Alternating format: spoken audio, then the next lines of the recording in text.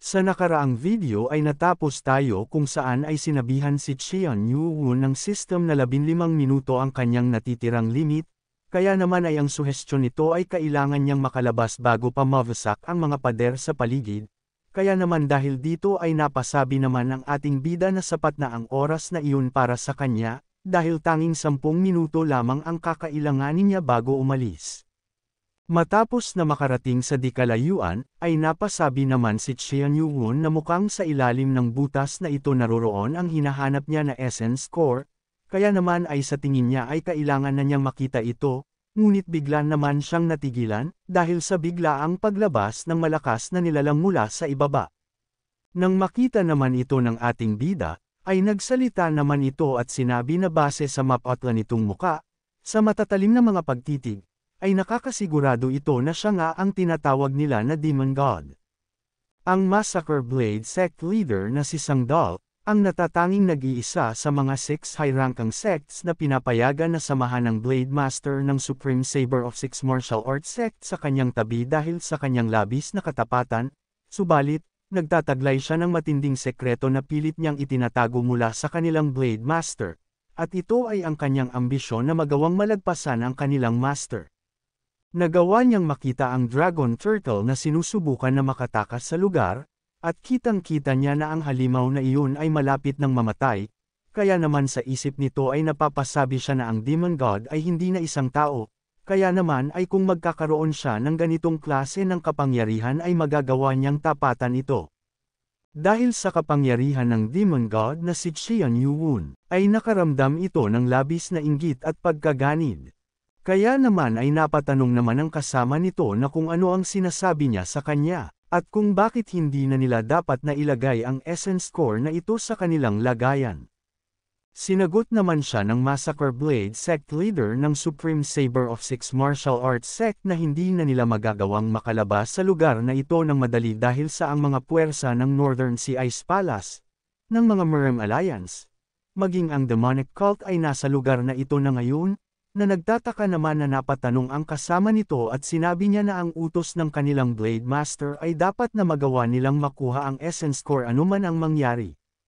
Kaya naman ang magawa nitong makaharap ang essence core ng Dragon's Turtle, ay ang kanyang lihim na ambisyon ay lumabas na lamang bigla. Kaya naman ay masayang tinanong nito ang kanyang kasama na kung hindi ba mas magiging maganda para sa kanila kung ikukonsumo na lamang niya ito, kesa naman sa hayaan na lamang na nakawin ito sa kanila ng mga bastardo nilang mga kalaban. Masaya naman nitong tinawag ang ating bida, at sinabi na siya pala ang Demon God na kanina pa niya naririnig, at isang magandang pagkakataon ang pagdating nito dahil sa nais niyang masubukan ang nag-uumapaw niyang kapangyarihan.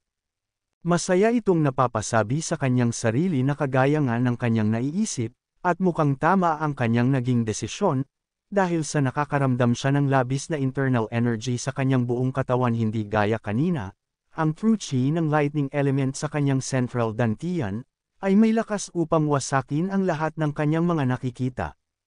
Ngunit sabi nito na mayroon lamang siyang hindi nagustuhan sa mga nangyari, at ito ay dahil sa tanging 20%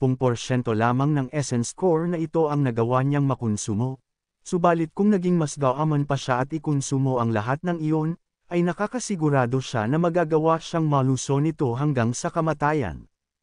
Nang bigla naman siyang natigilan dahil sa mabilis na pagsugod sa kanya ni Xian Yu, kaya naman agad siyang napadepensa.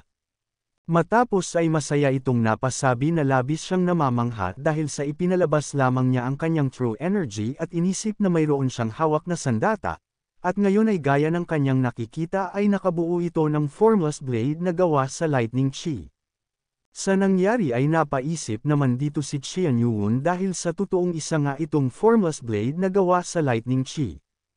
Ngunit nagtataka siya dahil sa nararamdaman pa din nito ang espiritu ng Dragon Turtle sa kanilang kinaroroonan, at mukhang hindi ito nagtagumpay na makonsumo ang kabuuan ng essence core, subalit napakalakas pa din ito. Kaya naman ay napapatanong siya na kung dahil ba sa ngayon lamang namatay ang halimaw na iyon kaya mas epektibo ito kumpara sa kanyang nakuhang Fire Kirin.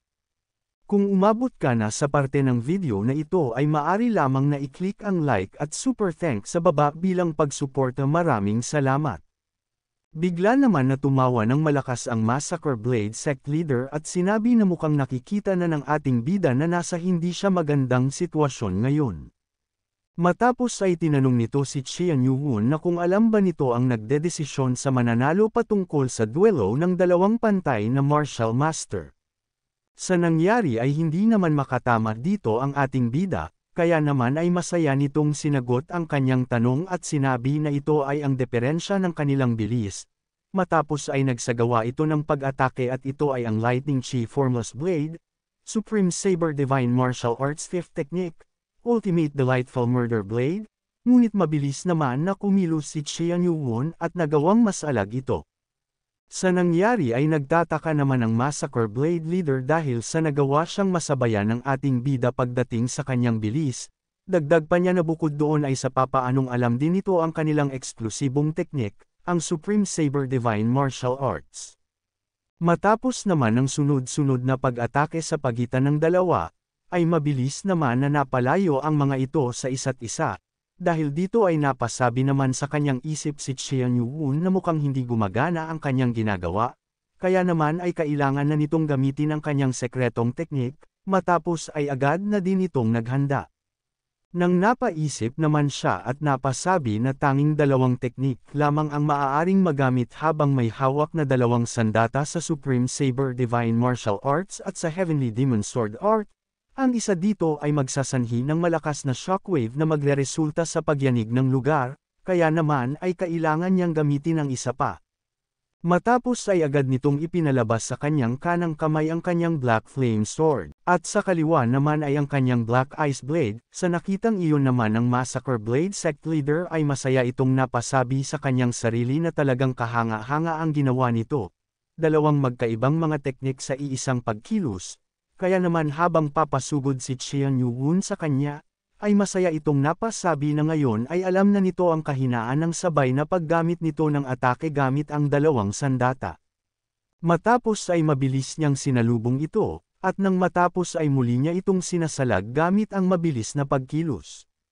Sa nakitang ito naman ni Qian Yuhun, ay nagtataka siya dahil sa nagagawa siyang masabayan nito. At matapos ng ilang sandaling pakikipagsabayan ng Massacre Blade sect leader, ay masaya nitong tinanong si Qian Yuhun na kung ang isang demon god ba ay ganito lamang kadaling mapawalang bisa.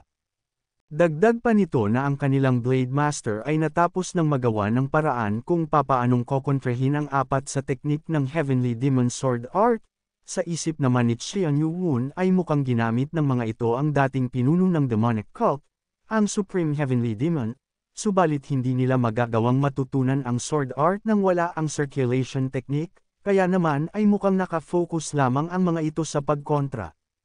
Dahil dito ay nagbigay naman ng malakas na pag-atake si Qian Yuhun, upang ikatalsik nilang dalawa. Kaya naman dahil dito ay napatawa naman ang Massacre Master at sinabi na sa tingin ba ng ating bida ay magagawa siyang matalo nito. Ngayon kung kailan alam niya kung papaanong kokontrehin ang lahat ng kanyang mga teknik. Bukod doon ay ang kuweba na ito ay maya-maya lamang ay guguho na, kaya naman ay wala na itong pagkakataon pa upang magamit ang kanyang ipinagmamalaking Heavenly Flash. Matapos ay mayabang nitong sinabi na magagawa din naman niyang makaligtas kahit na gawin pa iyon ni Qian Yuhun, ang Heavenly Flash sa katayuan niya ngayon na labis na mas malakas kumpara sa kanya, kaya naman ay tinawag nito si Qian Yuhun bilang ang Demon God. At nang sumugod ay masaya nitong sinabi na ito na ang kanyang magiging libingan. Tinanong naman siya ng ating bida na kung talaga ba na magagawa niyang makontra ang lahat ng kanyang mga pag-atake, dahil mukhang nagkakamali siya ng inaakala. Matapos ay nagtaka naman dito ang Massacre Blade sect leader dahil sa biglaan na lamang dumami ito, at gulat na napapatanong kung ang lahat ba ng mga ilusyon na ito ay gumagamit ng iba't ibang mga teknik. Dahil dito ay sinugod niya ang mga ito at tinatanong kung ano ang nais na gawin ni Qian Yuhun sa pagkakataong ito, at hindi dahil sa ganitong klase ang pinili niya upang atakihin siya ay magagawa na nitong manalo laban sa kanya. Nang bigla naman na umatake sa kanya ang huling ilusyon ng ating bida, at nagawang mapatigil, dahil sa biglaang pagsugod ni Qian Yuhun, kaya naman ay napatanong siya na kung bakit napakabilis nito.